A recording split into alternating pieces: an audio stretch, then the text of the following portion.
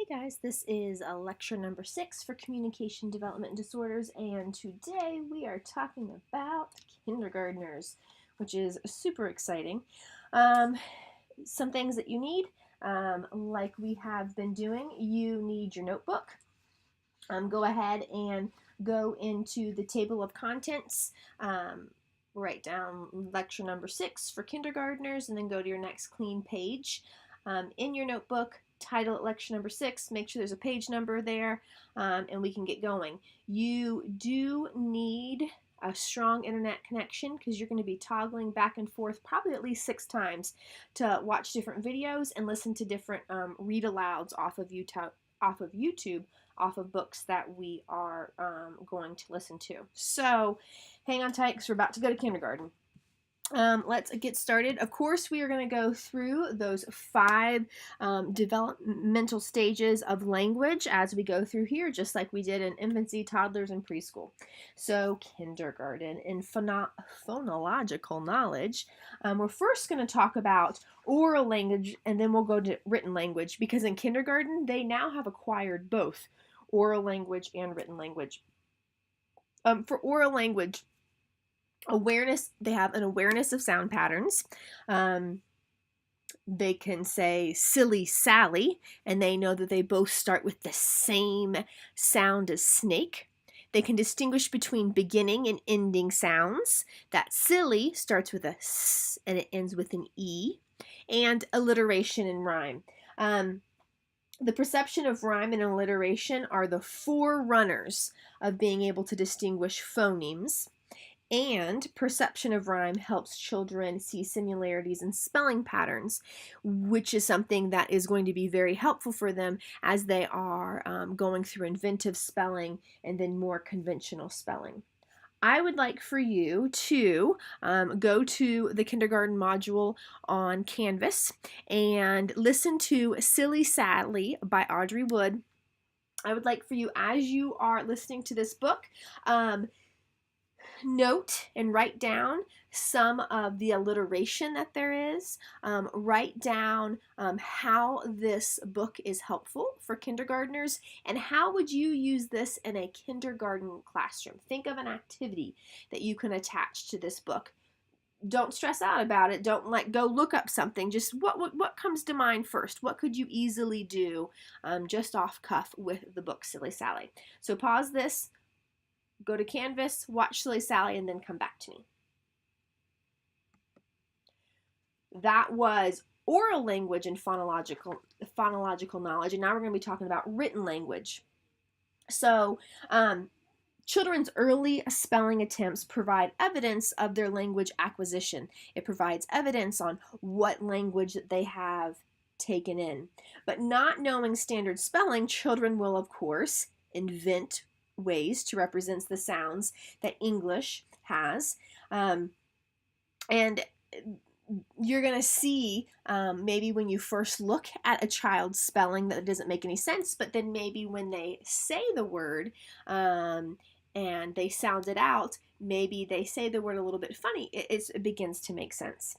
So during this phase, children will begin to have knowledge of the names of letters in the alphabet. And so that is just that they can identify that, for instance, this is a C, H, I, C, K, A.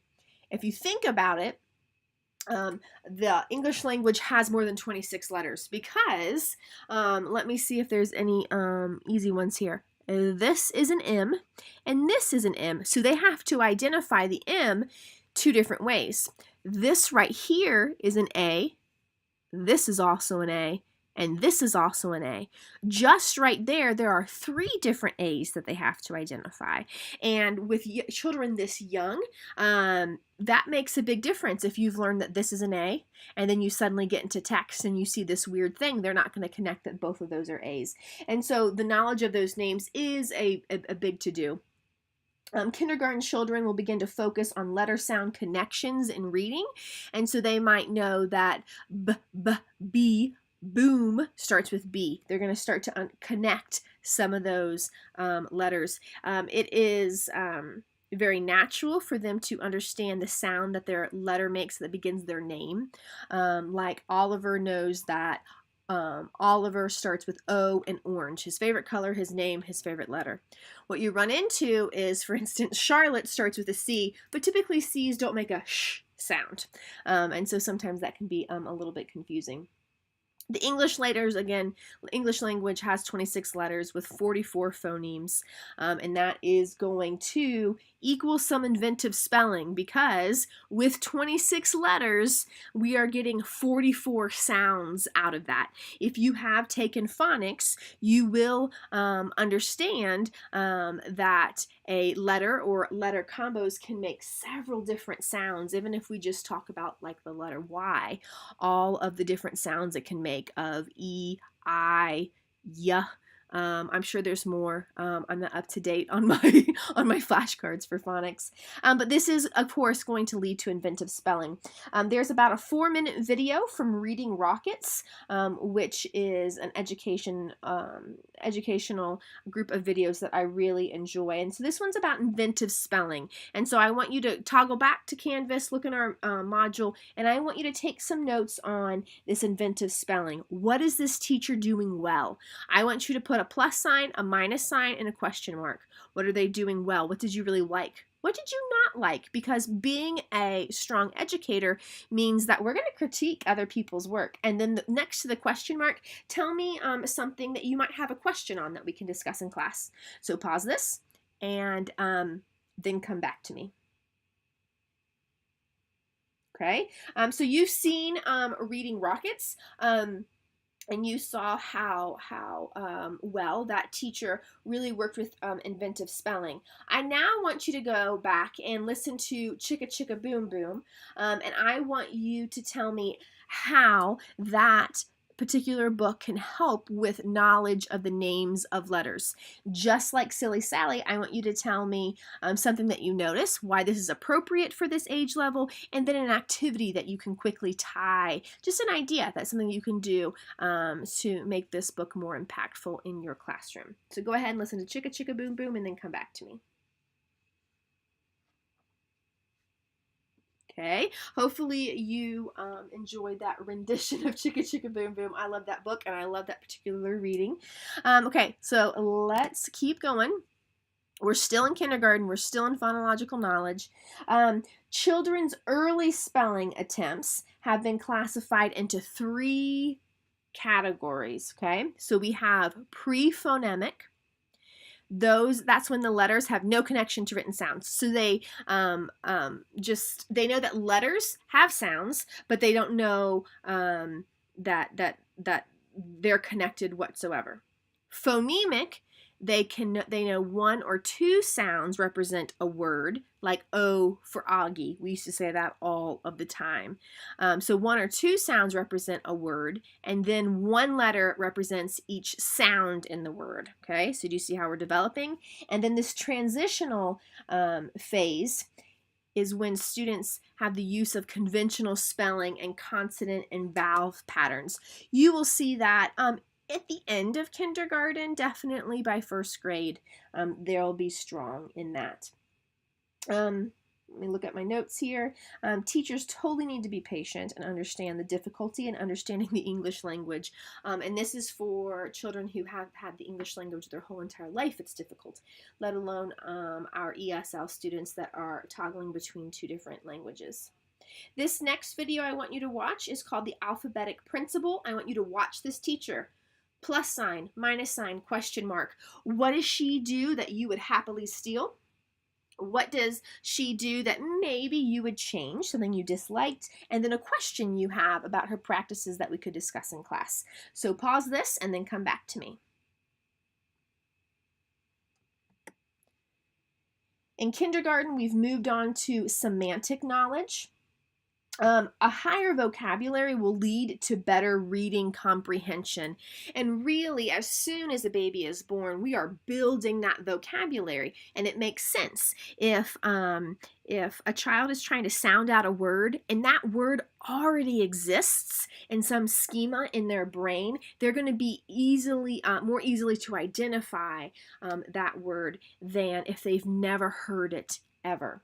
So building vocabulary must include adding new words and further developing networks of that schema. That's why we like to talk our way through the day, give them new experiences, even vicarious experiences. All of these is going to build into their vocabulary.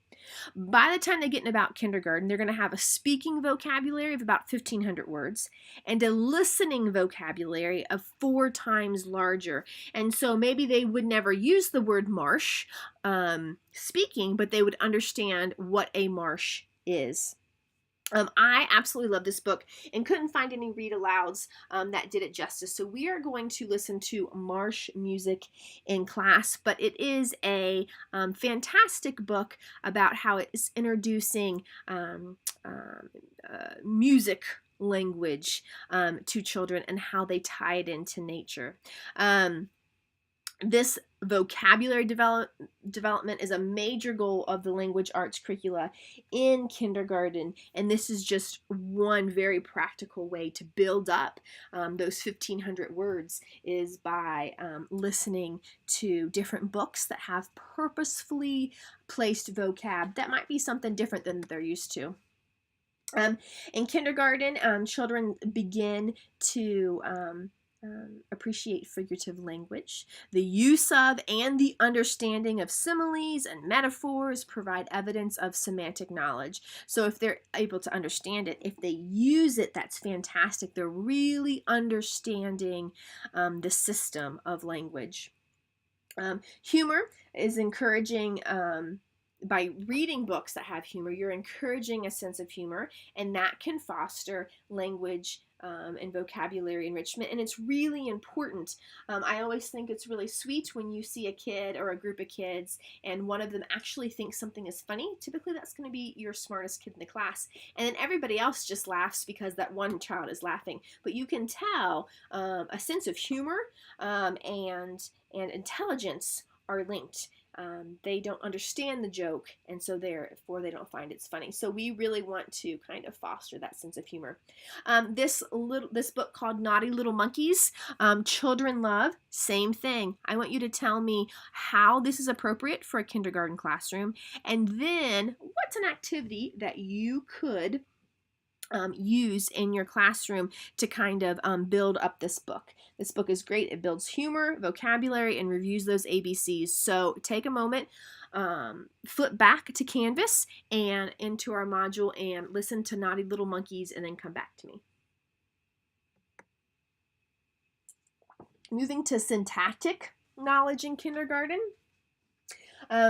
Syntactic knowledge increases.